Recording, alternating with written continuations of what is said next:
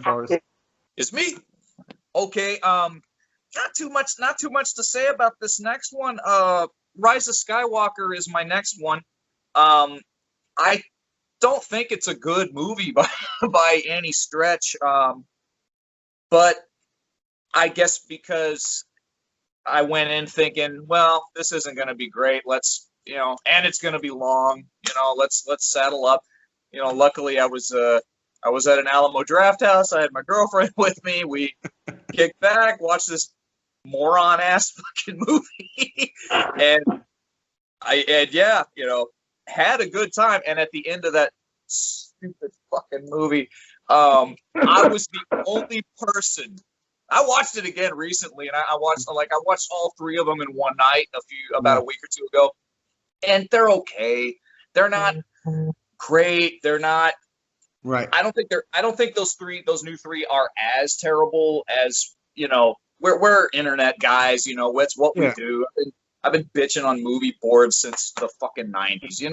Right. But that said, Rise of Skywalker is not great, but I liked it more than Attack of the Clones, and I think it's because they started going back to that, and they started going back to this even in Force Awakens, but the used future look that's in the original three, because they were using models and that kind of stuff instead of all the CG.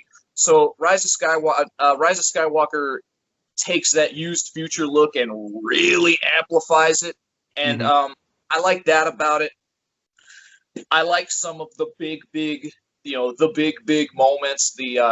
When they're, I don't know what the critters are called, but they're like the horseback thing. Maybe they're fucking. Yeah. I don't know, but they're on the hull of that ship, or they're on the deck. They're on the deck of that ship with creatures and this weird. Yeah, that was kind of neat. But the movie was so disappointing to everybody else in the audience. But I'd had a couple. I had a couple brewskis. I swear to God, I was the one person in the theater, and I was probably just being obnoxious, but I really did have a good time. I cheered at the end of that stupid fucking moron ass movie, but I was like, yeah, all right.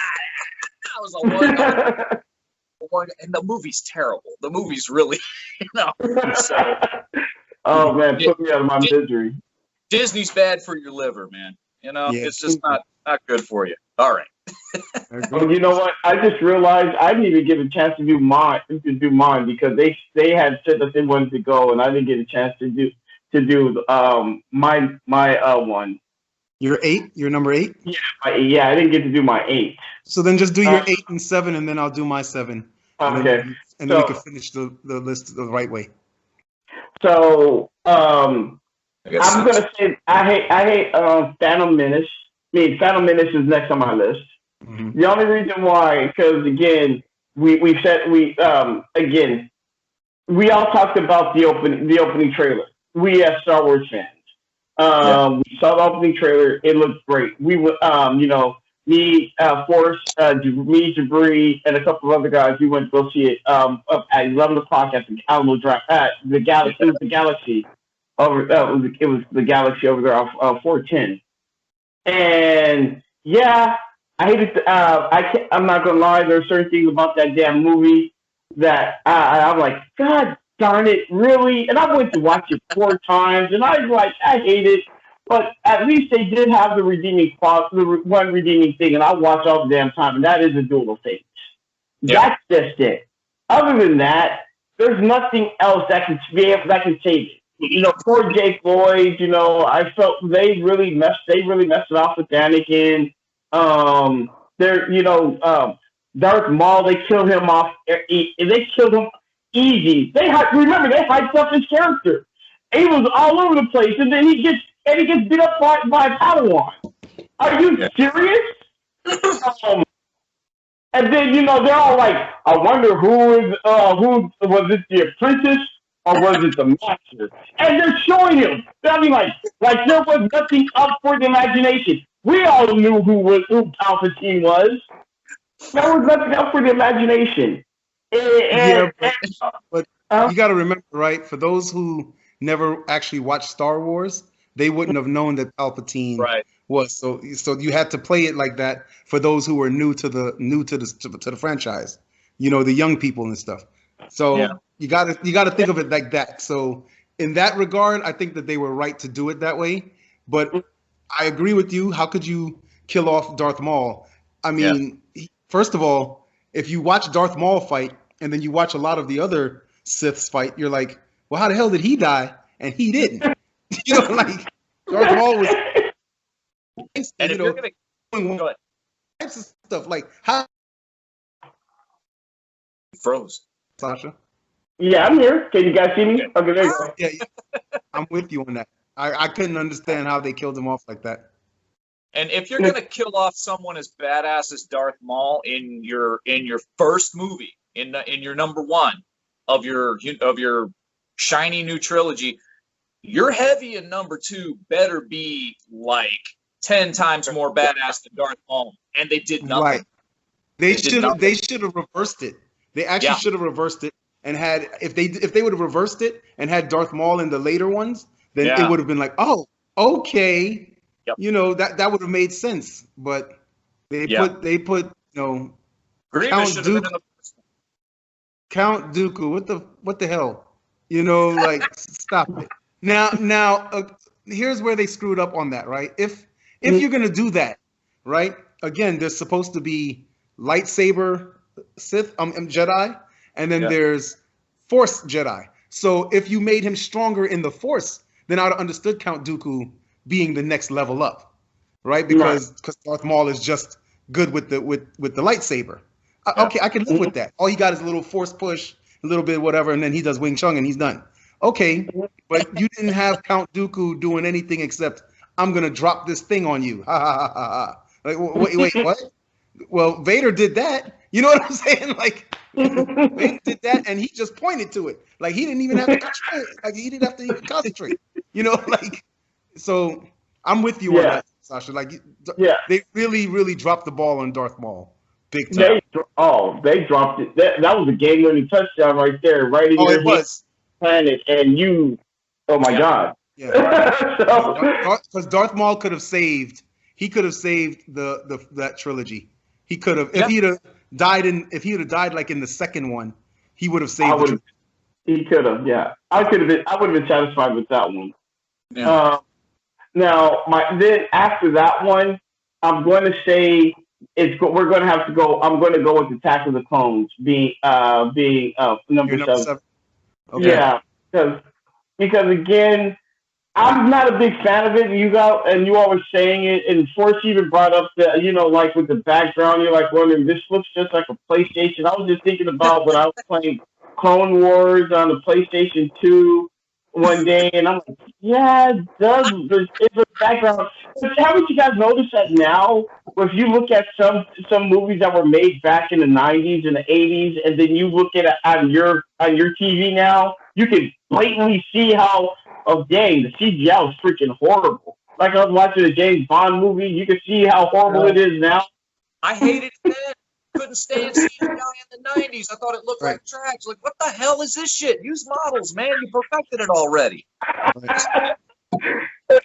So yeah, I was looking at that like, dang, it does look freaking horrible. Like, because you brought it up, because I've always just thought it, but now let's bring it up. Okay, and now remember, have you guys ever watched How I Met Your Mother? Never seen it. Yes. Well, there's this episode called Spoiler Alert. Spoiler Alert is about when you bring something up that you notice, but you don't. But then when somebody else brings up, you're like, "Oh yeah, that is true."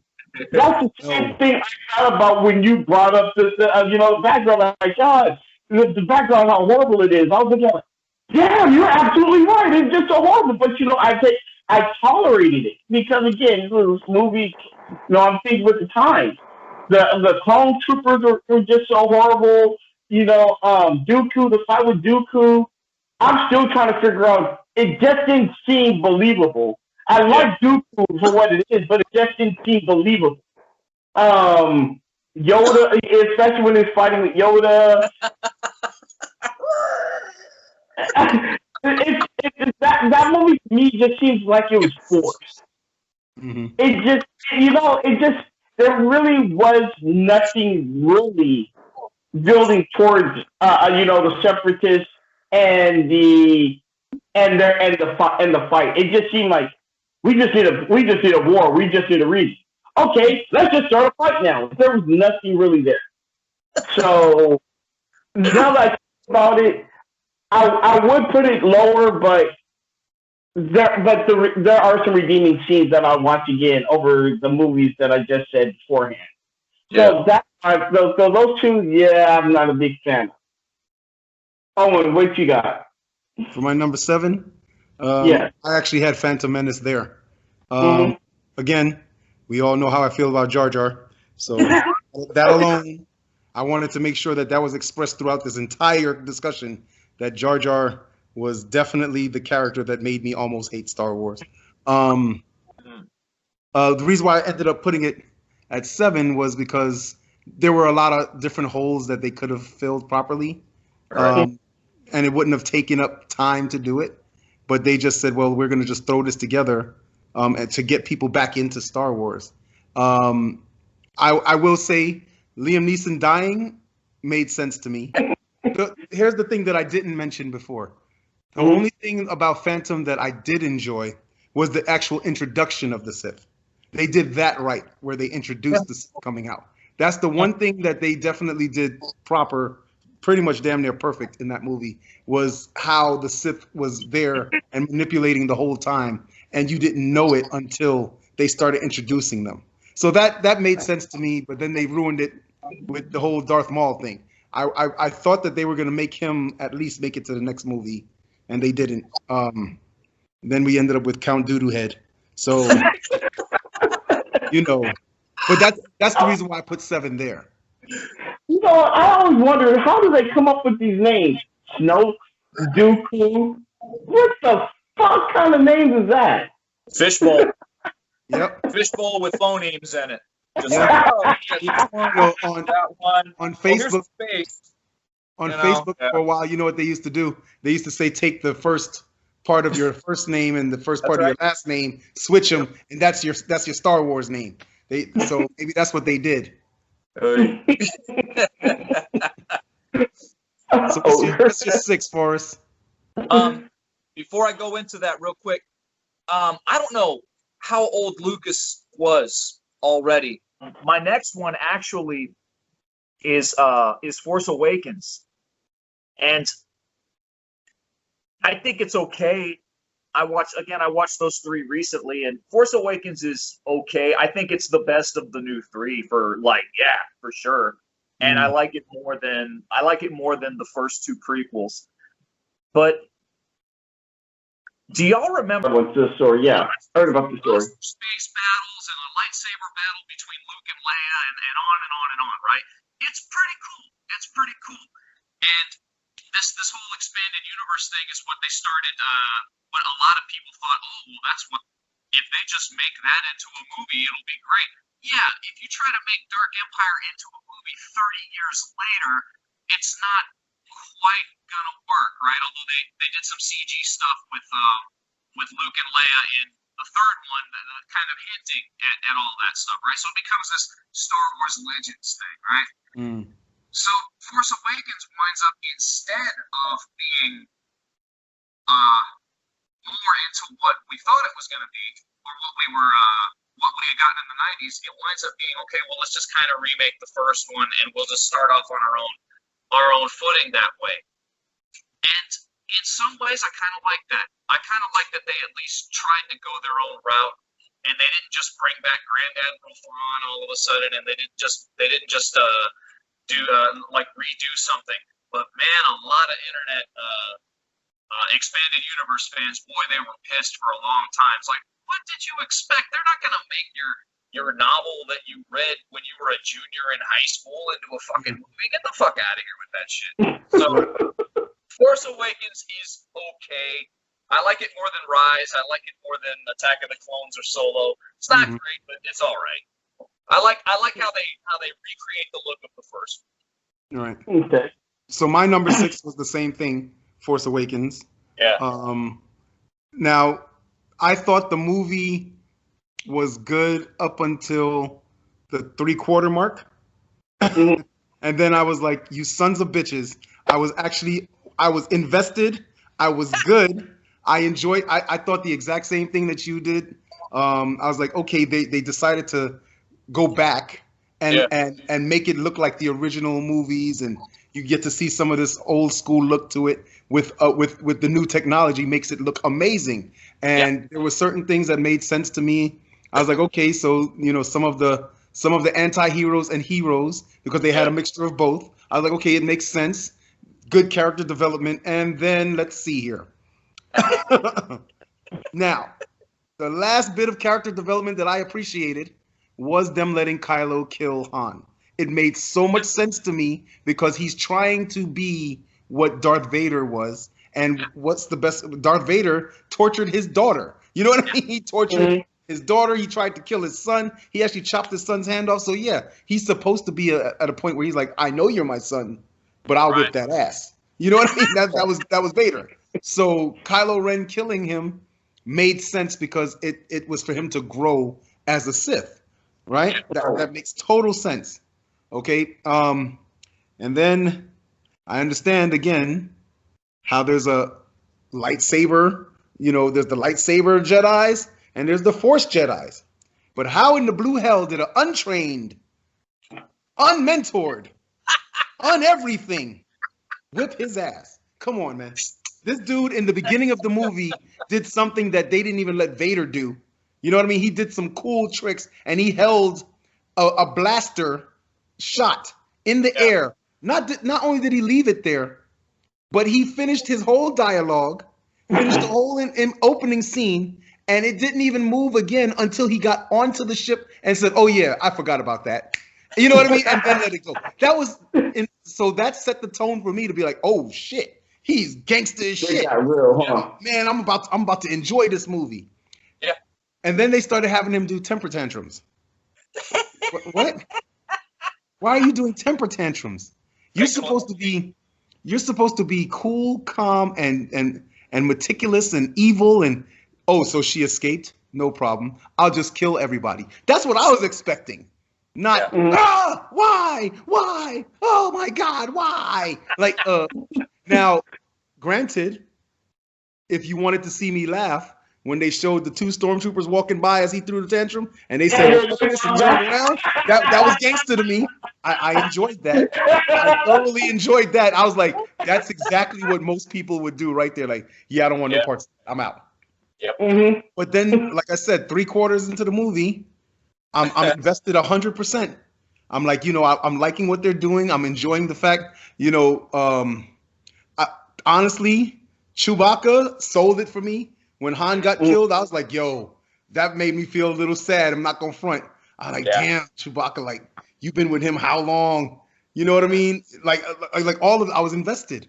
And then she whipped his ass. Well, first of all, Finn gave him a little bit of run for his money too. How the hell did a stormtrooper give a Sith Lord a run for his money? And then, okay, yeah, he got him. And then you bring somebody else who nothing, she was able to focus and concentrate while they just held their blades together. Yeah. And then now I can do all types of cool stuff with no training whatsoever. Yeah. Once that happened, I was like, you sons of bitches. I was in. Yeah, nothing for him, huh? Yeah. Yeah, that's pretty much the same way how I felt about Force Awakens, because that's my next one also. I went in there just thinking this movie's going to be nice. It's going to be probably a good fresh air. I remember watching the trailer, seeing the stormtroopers' heads, and I'm like, okay, yes. Then everybody, like what you say, everybody's favorite scene, just seeing that you're thinking Kylo is going to be a different bad motherfucker. Then all of a sudden he's throwing temper tantrums, getting mad. Skywalker, and then she beats up on Kylo Ren. I'll be cool with that. Because again, at least she knows how to be able to be, to be strong. Don't just think, I'm coming in there being strong and I'm gonna whoop everybody's ass. Because Owen, I remember me and you, we had that conversation right after. I called you Saturday morning, and me, you, and I'm trying to remember your homeboy, Dwight, talking to, And he liked Ray, and I'm like, no. Yeah, How is it that again? She's not trained. She's I getting almost up on. cut his brake lines too. Huh? I almost cut his brake lines too. I'm just saying. I just didn't like him. Yeah, it was a retread. And you know what else I hated? Captain Phasma. They made a big deal about Captain Phasma. They made a huge deal about Captain Phasma. And you mean to tell me that she was thrown in a trash compactor and then Finn was able to just beat her? I'm sorry. The only reason why Force Awakens is not down on my list, is not further down on my list, is just because of the fact that at least visually it was good. You had Han Solo, you had Han in there, and you had Leia, and you know it seemed kind of believable. But two other things that pissed me off. One, they did light speed through a fucking force field, and when Han died, instead of Leia hugging Chewie, which you think that she would, she hugged Rey. Why did she hug Rey? Can anybody explain that?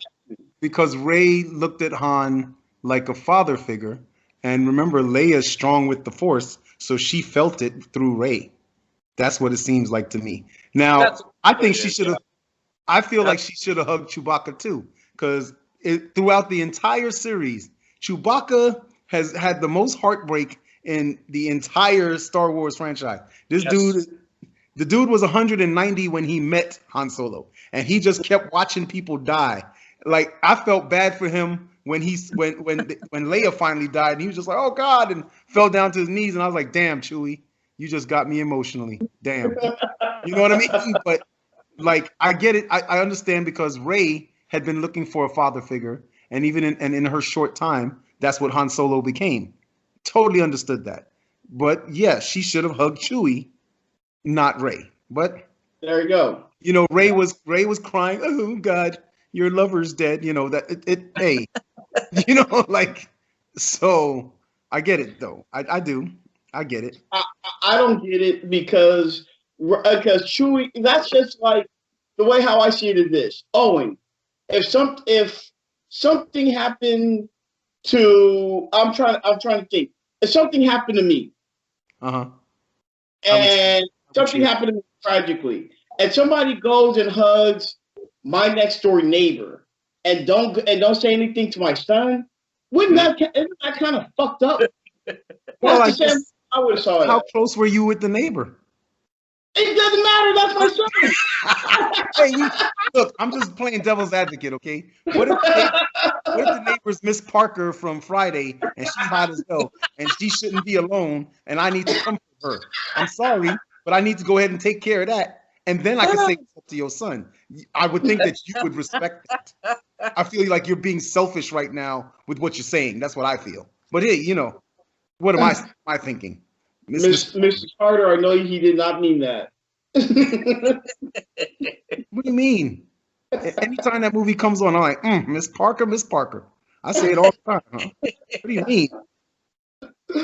But no, but you're right. Like, Chewie had known her all the time. She was young when she met Chewie. How do you not be like, Chewie, you okay? You know, yeah, I know you've been around Han all these years before I was around Han, and we have a kid together. Why didn't she go and hug Chewie instead? She hugged Rey. But you know, I guess you know the whole point is Rey is the heroine, and you know she is now traumatized. So now, in order for the story to show that she's the heroine, we got to see that she has to go through tragedy before she becomes this hero. Sure. So her hugging Chewie makes Chewie the hero. Can't do that. It still sucks. Fuck that. I agree. But that's what happened.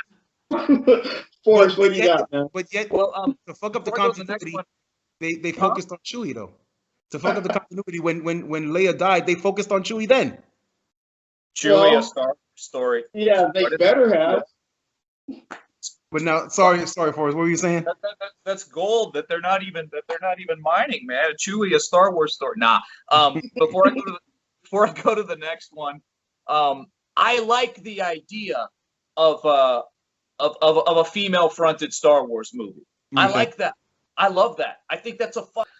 Force Awakens is okay. It's all right. But were you like me though? You know, you've grown up watching all these Star Wars movies, and you see that there's a bridge in a Star Wars movie, and you see there's a guy over here at one end of the bridge, and hey, wait a minute, here comes another character walking out onto this bridge. I fucking wonder if one of them's gonna die and fall in a goddamn pit somewhere. That like the first thing I fucking thought when Han Solo walked out on that bridge, like, God damn it, they're really good, you know. But, like a fucking bridge in a Star Wars movie, and I know who's dying because fucking Adam Driver's gonna be 3 of these. So anyway, my next one.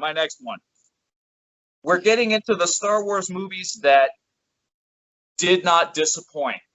Mm-hmm. Where I went in going, okay, let's have a good time. We're gonna go to the movies, and so Revenge of the Sith. Mm.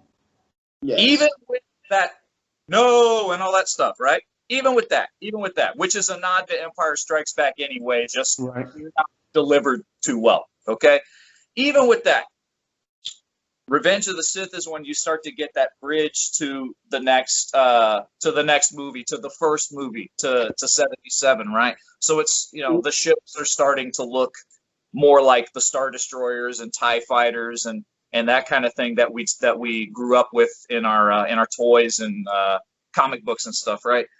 So I like Revenge of the Sith for that reason. I think that it's the best of the prequel trilogy, like, by far. And I just I think all in all, even with its flaws, and there are quite a few, and they're the same flaws that are in the first two, that really stilted soap opera kind of dialogue, right?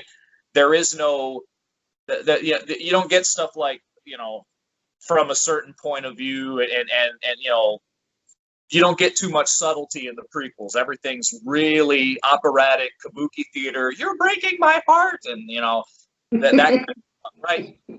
That's where we are with the series at the time. But at least Revenge of the Sith delivers in a few other areas. I just think it's a better story-wise. I think it's a better overall movie than the other two prequels. So that is 1, 2, 3, 4, 5. That's my number 5. So. Okay. Hell, we know where this is going.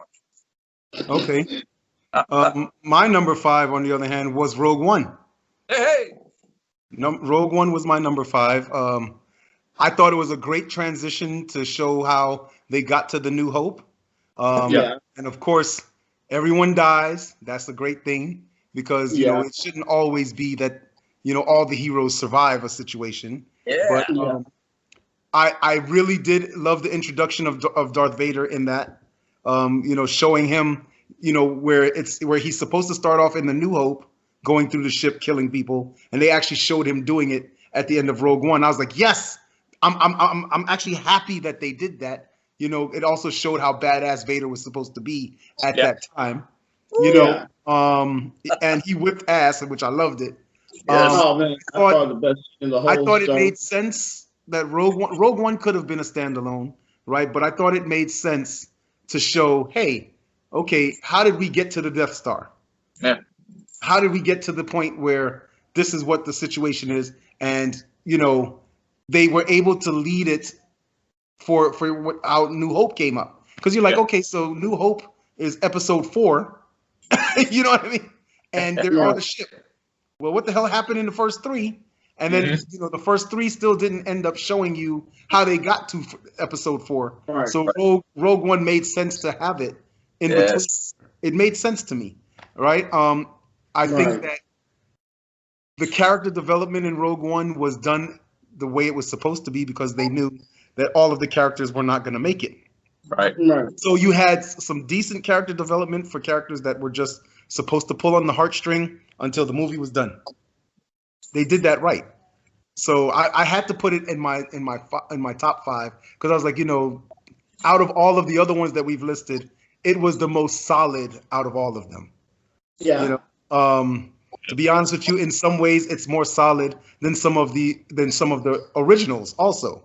But there were still also holes in it that I just was like, Because I mean, I didn't think that they really needed to concentrate so much on the girl, because she really ended up not being the big hero in the end result. Anyway, she actually didn't.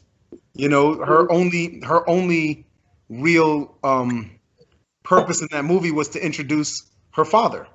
That was actually her only purpose in the movie. Hey, my dad is the one who's trying to fuck up the universe. You know, like, so that was her only real purpose. You know, but I mean, I even liked the villains.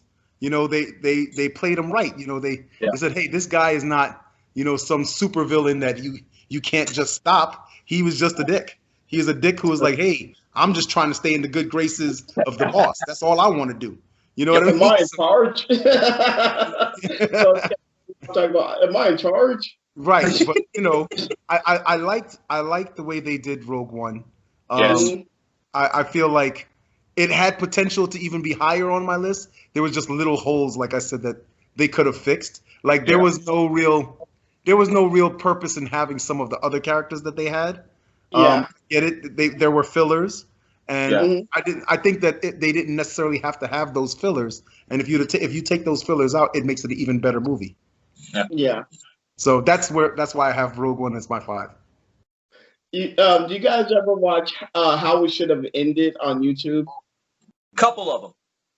They did one of Rogue One, and they said probably one of the smartest things of all, where they were like saying they gave the plan for the Death Star to the Rogue pilot, and he made his way to the rebellion. Like that would have been a lot more simpler than you know how they rated the planet. I'm like, yeah, that made more sense than giving it to the than them going through all that. Yeah. But I just wanted to bring that one out.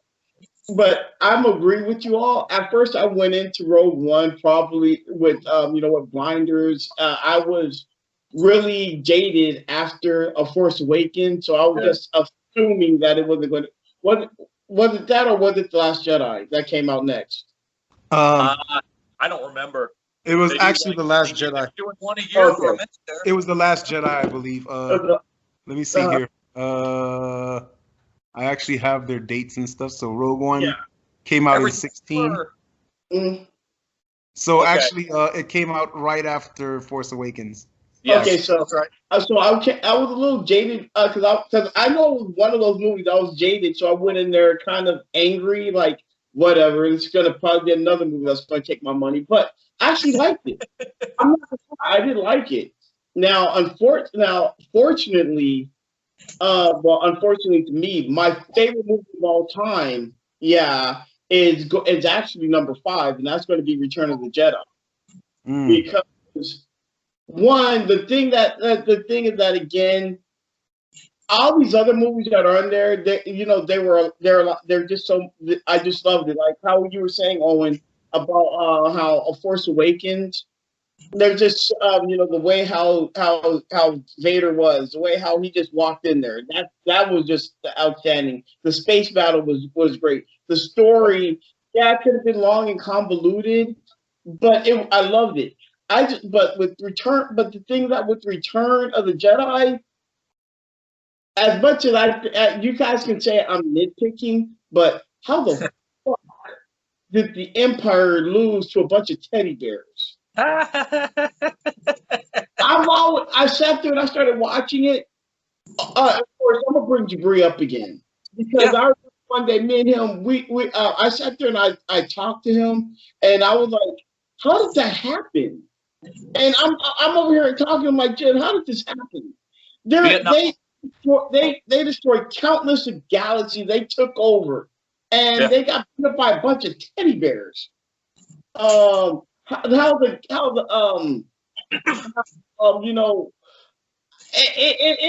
a nitpick, but if I'm going to be right, it's a good movie. It's the first movie I saw in the movie theater, and it's a movie that's always going to be my favorite movie of all time. But if I'm going to be honest about it, I'm going to rank the Star Wars movies. The other 4 are technically better than Return of the Jedi. So that's my number 5. Yeah. Okay. Cool. Makes sense though. What do you got next? Forrest? I got four more. All right. So this gets pretty obvious from here, but my number 4 is Rogue One. Okay. And what I liked here, this is so dumb. What I liked most about it, well, there's these scenes. Now that there's scenes in the original trilogy that do this too, but I think Rogue One gets a little closer. There's a lot of Kurosawa in Rogue One. Okay. There's a lot. If you watch Rashomon with all that rain, oh man, it's just coming down. And kind of at Rogue One, this is again, this is kind of a silly reason for liking a movie so much, but Rogue One really does take me back to that time, and it gives Star Wars a sense of mystery again. And I like that. I like that about it. There's all this talk of, hey, this guy's strong with the Force, and then he just does, some Donatello moves. Like, oh, okay, cool, all right. So you can be strong with the Force, but not necessarily be a Jedi. It opens the universe up in that way, and it takes place during that beautiful, beautiful time. When we didn't have the upgrades to the Empire Strikes Back. We didn't even have the Star Destroyer Executor. We just have like the big pie plate ice sliced Star Destroyers, right? It's such a cool looking movie, and they earn it by giving you a good story that takes risks, and that's something that Star Wars. Well, it takes risks. You killed Han Solo, you killed Luke Skywalker, but sometimes those risks aren't earned. And in Rogue One, I think those risks are earned. It almost kind of feels like Escape from New York in some points. In the early scenes, hey, we need you to go and do this. Oh, okay. So we're kind of touching on that, like a James Bond movie, all right? Where hey, we need you, let's go. I like that. I like that about Rogue One. I like the cast. I like the performances. They made a great movie, and what I like about it is that that's the movie that's going to serve as the model for Star Wars going forward. Rogue One and The Mandalorian are going to be the two models. They're going to look at the originals, of course. They'll even look at what happened in the prequels that they enjoyed, but that people tend to like. But Rogue One is going to be the one that everybody points to in about 10, 15, 20 years and goes, that was a damn good movie, man. They fucked up here, they fucked up there, but Rogue One is the shit. And people are going to be saying that for a really long time, I think. I love that movie. Dig the hell out of it. Yeah. So on my list, what's funny is you and I swapped, because my number 4 is Revenge of the Sith. Aha! So see, we ended up swapping ours, right? So in my opinion, of course, it's better than the two prequels, of course. Yes. In my opinion, it also gave a decent introduction to Vader. Yeah. And I'm talking about the conflict that Vader was having, and all of that made sense. I also thought that the way they introduced him and having him fight Obi-Wan and all of that, they could have done some things better, right? But it wasn't so horrible that you couldn't see it and say, you know what, this makes sense to me. You know what I mean? Right. Now her getting her heart broken is why she died. I like, okay, that's a bit ridiculous in itself. Like say because he did the forced choke, then maybe that's why she's dying. Yeah, that's why. But she said, "You breaking my heart." Yeah. And she's giving birth, and she's just like, "Well, since my heart's broken, I might as well just go. Fuck it. Here you go, kids. Go into this world and don't know nobody." I did appreciate, how finding out how Yoda got into exile. Yes. They touched on things that made you answer the questions that you were wondering before. And that's why I had to put that one there. The other movies didn't give you all of that, but Revenge of the Sith did say, okay, well, hey, the reason why Obi-Wan was on Tatooine. Okay, here's the reason. You know, the reason why Yoda was all the way over here. Here's your reason. You know, why didn't they just fight Palpatine? Oh, he's gangster. There's your reason. You know what I mean? Like, you know, it answered all those questions. Well, how come Vader is so strong? Oh, there's your reason. So, you know, all of those things were answered in that movie. And that's why I had to give it in my top 4. Because I was like, you know, at least they covered up some of the holes from the other movies. Yeah. That's what they did, you know. Again, I did enjoy also Dooku dying in the beginning of it. Like, I was like, thank goodness, because, you know, at this point, you know, Anakin's telling him like, hey, my powers have doubled, you know, you know what I mean? And I'm like, damn, he just got his ass whipped and now his powers are doubled. Damn, it's like that, Anakin. You know what I mean? But you know, you were seeing the change in him as time was going throughout that movie compared to the other ones. So you were seeing it and you were like, okay, well, you can also, and I enjoyed watching Palpatine's manipulation of him. That made a lot of sense to me, because I'm like, okay, well, you can't have just rescued this dude once or twice and he's controlling you at this point. You know what I mean? He had to be manipulating you slowly but surely, and they showed that, and I appreciated that about it.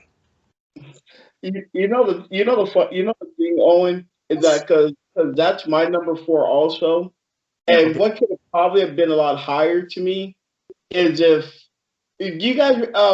I remember I was talking earlier saying how I loved the Clone Wars cartoon that came out in 2003. Yeah. Remember how they had Grievous on there? Yeah. Grievous was a killer. Right. Yeah. Grievous there, he was just unstoppable. That was the General Grievous I was expecting. Oh. I wasn't expecting that General Grievous.